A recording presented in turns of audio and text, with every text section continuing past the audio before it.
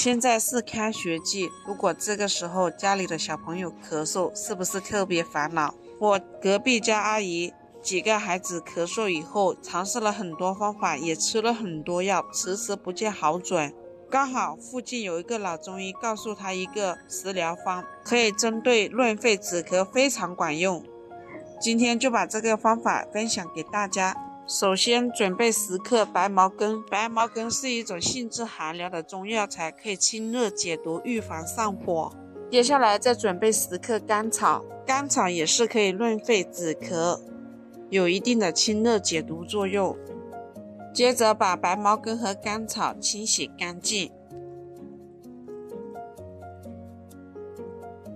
清洗干净的白茅根和甘草控水捞出，接着再准备一个罗汉果。罗汉果可以润肺止咳，补充能量，还能抗衰老。洗干净的罗汉果，用刀把它切开，或者用手把它捏碎，这样方便煮的时候出味。